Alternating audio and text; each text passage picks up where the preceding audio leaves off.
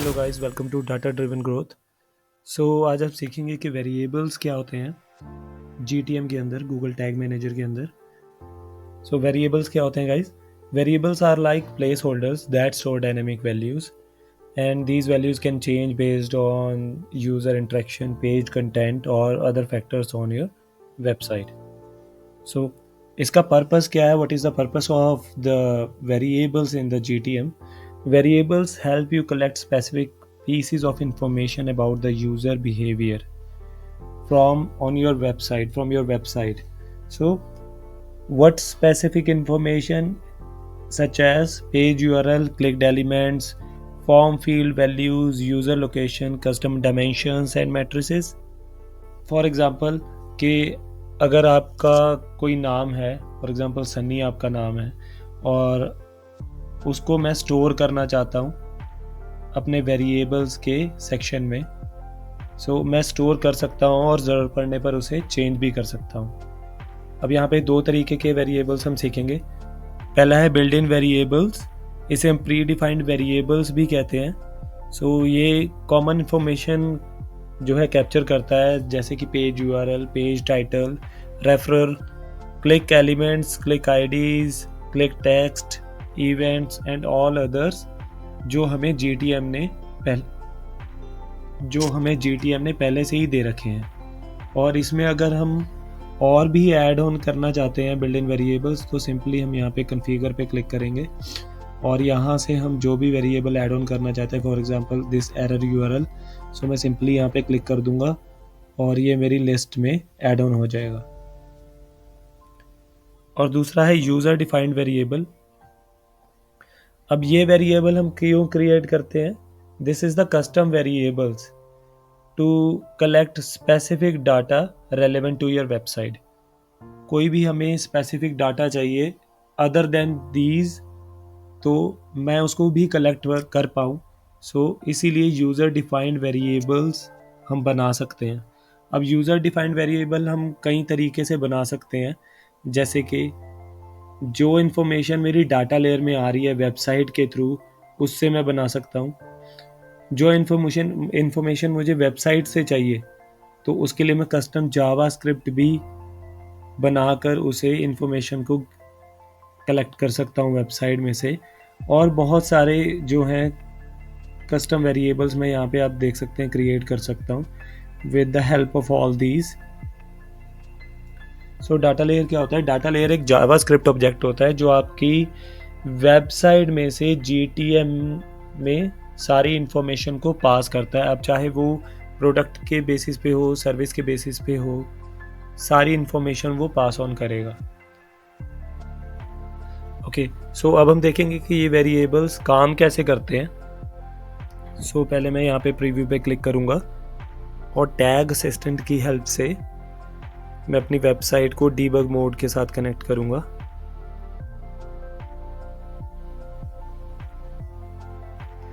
ये मेरी वेबसाइट खुल गई है और टैग असिस्टेंट के साथ कनेक्ट हो गई है।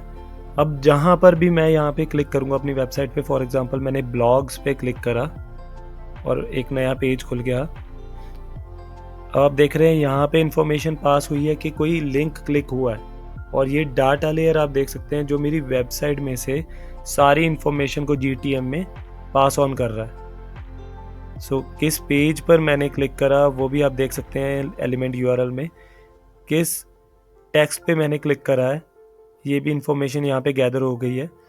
और यहाँ पे वेरिएबल्स में मैं ये सारी इंफॉर्मेशन जो है देख सकता हूँ, क्योंकि वेरिएबल्स जो है इस इंफॉर्मेशन को जो डाटा लेयर में से, वेबसाइट में से आ रही है डाटा लेयर में, वेरिएबल्स इस सारी इंफॉर्मेशन को क्या है, स्टोर कर रहे हैं। आप देख सकते हैं क्लिक टेक्स्ट में ब्लॉग्स पे क्लिक करा मैंने, और क्लिक यूआरएल, जो यूआरएल पे क्लिक हुआ वो ये यूआरएल था, ठीक है। और ऐसे ही सारे वेरिएबल्स जो हैं काम करते हैं। अब ये जो वेरिएबल्स यहाँ पे सिलेक्टेड हैं, ये कौन से वेरिएबल्स हैं? Built in variables.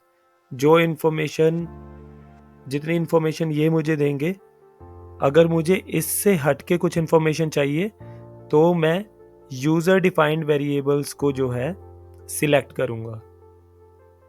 For example अब मैं यहाँ पे कॉन्टैक्ट पे जाता हूँ और इस फॉर्म को मैं फिल कर देता हूँ। अब गाइज यहाँ पे आप देख सकते हैं मैंने ये फॉर्म को फिल कर दिया है। मैं इसको सबमिट करूँगा। मैंने ये सबमिट कर चुका हूँ फॉर्म को, और मैं वापस अपने टैग असिस्टेंट में जाऊँगा और यहाँ पे आप देख सकते हैं ये फॉर्म को मैंने जो है यहाँ पे सबमिट करा है। अब डाटा लेयर में ये इंफॉर्मेशन सारी आ रही है, form ID, form name, form destination, form length, form submit text and event call back. And for suppose अब इसमें वेरिएबल्स में मेरे पास मुझे फॉर्म नेम चाहिए और जो वेरिएबल्स में मुझे नहीं मिल रहा है। सो अब मैं क्या करूँगा, मैं यहाँ पे टैग मैनेजर में जाऊँगा और यूज़र डिफाइंड वेरिएबल्स में न्यू पे क्लिक करूँगा। अब मुझे इंफॉर्मेशन डाटा लेयर में से चाहिए, तो इसके लिए मैं डाटा लेयर वेरिएबल चूज़ करूँगा और यहाँ पे अपने कस्टम नाम रख दूँगा।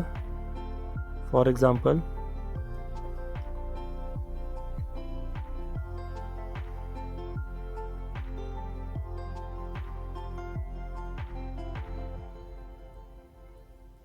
ये मैंने नाम रख दिया data layer variable form name. और यहाँ पे मुझे अब क्या चीज़ डालनी है ताकि मैं फॉर्म नेम को ट्रैक कर पाऊँ जब भी ये फॉर्म जो है सबमिट हो। तो आप देख सकते हैं यहाँ पर इवेंट मॉडल से जो है ये ब्रैकेट शुरू हो रहा है और ये सारी इंफॉर्मेशन इवेंट मॉडल के अंदर है। सो अब मुझे कैसे जो है अपना फॉर्मूला बनाना है ताकि मैं फॉर्म नेम को जो ट्रैक कर पाऊँ। मैं आपको यहाँ पे नोटपैड खोल के दिखा देता हूँ। Simply first of all event model as it is name यहाँ पे मैंने पेस्ट कर दिया डॉट। अब इवेंट मॉडल के अंदर मुझे कोई भी इंफॉर्मेशन चाहिए, फॉर एग्जांपल फॉर्म आईडी चाहिए या फॉर्म नेम चाहिए, तो इसे मैं एज इट इज़ यहाँ से कॉपी करूँगा और वहाँ पे पेस्ट कर दूँगा। यहाँ पे मैंने कॉपी करा और यहाँ पे पेस्ट कर दिया। तो event model dot form underscore name.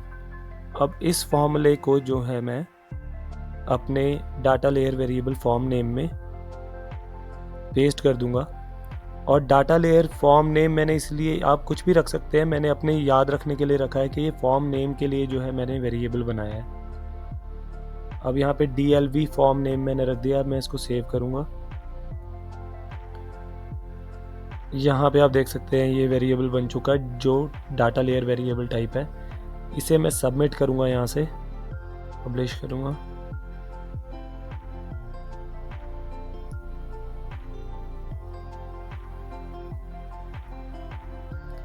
ये सबमिट हो चुका है।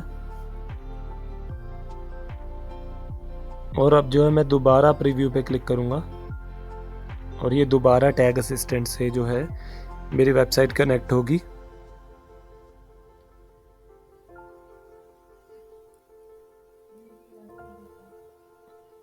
मेरी वेबसाइट कनेक्ट हो गई है यहाँ पे टैग असिस्टेंट से दोबारा।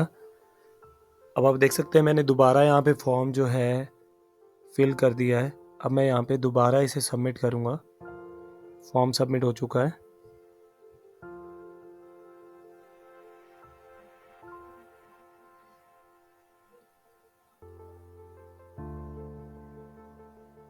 अब डाटा लेयर में आप देख सकते हैं यहाँ पे ये फॉर्म नेम आ रहा है UAGB फॉर्म और ये form ID.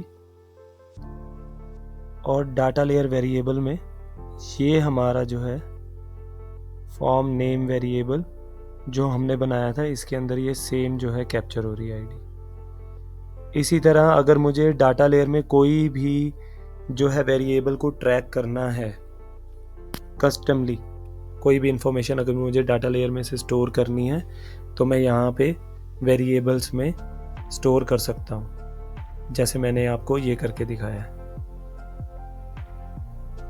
Thank you guys, thank you for watching. Hit subscribe for more videos like this. Thank you.